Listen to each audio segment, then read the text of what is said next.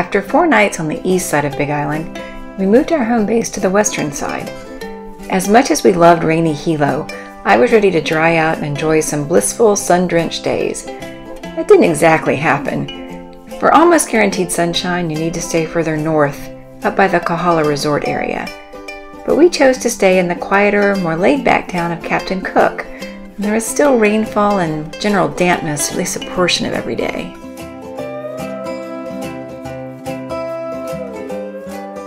We got to our Airbnb just in time to watch the sunset from Manini Beach, which was a pretty little park just a short walk from where we were staying.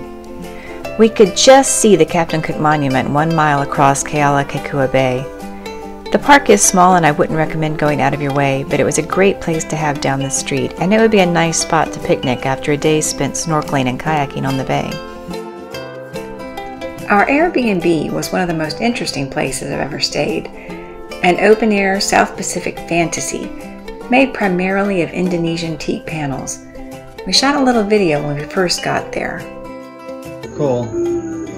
It's decorated in, I don't know, its own style. Eclectic Polynesian. Yeah, exactly. So, anyway, I'm sure there'll be more videos later, but off to a good start. The next morning we were up early. We planned to spend the morning kayaking and snorkeling, but it was too early to get the kayak, so we explored our neighborhood a bit. Kealakekua Bay State Historical Park was just down the road from our Airbnb. There is a trail from the top of the imposing cliffs down to the white obelisk at the northern tip of the bay that marks the spot where Captain Cook was killed. It's about 2 miles each way with an elevation change of 1,300 feet. Since our plans centered on snorkeling, we were more interested in exploring the reef just in front of the monument. You can swim from the south side of the bay, but it's a mile and that's a long way in open water, so we decided not to try. We rented a kayak from one of the few licensed vendors. When you just rent a kayak, you aren't allowed to go to the monument itself.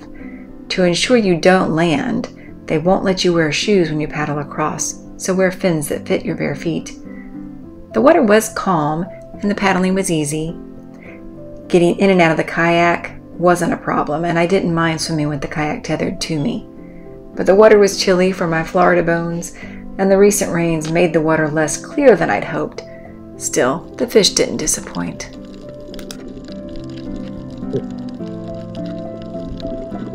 Another historic site not far from Captain Cook is the National Historic Park at Pu'uhonua o Honaunau, formerly an important ceremonial site and place of refuge.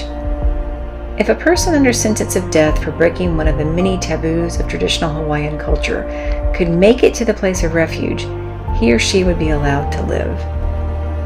I found it disturbing to think of the fear people must have lived in under that system.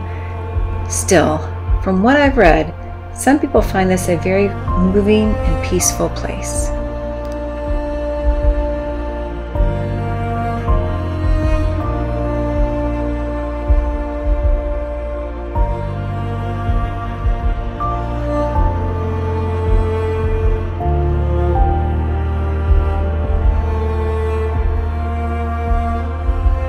From the park, you can see the snorkeling site at Two-Step. That turned out to be my favorite snorkeling on the Kona side of the island. The next morning we went there early, and although I wore my wetsuit, I was still chilly.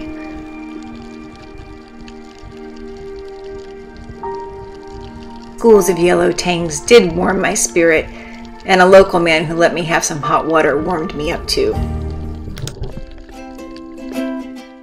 Back on land, we got to take a fun ukulele lesson I arranged through Airbnb experiences.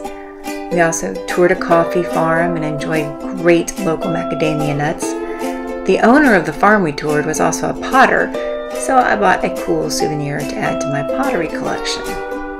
We didn't enjoy Kailua Kona as much as we did Hilo, but we liked our meals at Foster's Kitchen, and we got our tourist drink at Hugo's on the Rocks.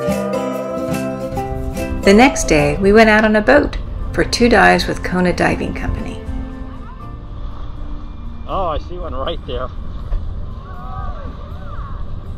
Wow. Look at them.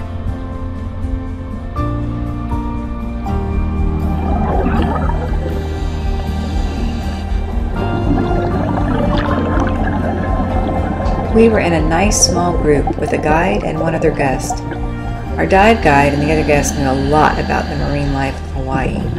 I'm a pretty inexperienced diver, so I was just glad that I could surface without forcing everyone else to end their dives too. I set out the second dive because I was cold and tired of being wet. We spent that evening visiting with our Airbnb host. The next day, we took advantage of Big Island's diverse climates and drove all the way up to Hawi at the northern tip of the island. I got to be warm and dry. We had some great ice cream at Kohola Coffee Mill. We stopped off at Mahukona on the way back. From the park, you can see Maui in the distance. There's supposed to be good snorkeling here, but since I was staying dry that day, we just watched other people swim. The park itself had a bit of a forlorn feeling that seemed designed to repel tourists, but we explored a little because I'd read you could see some Polynesian navigation stones near there. We didn't really even know what we were looking for, so I don't think we found them. I was just glad it wasn't raining. And we were both glad it was our last afternoon on the west side. We were ready to move on.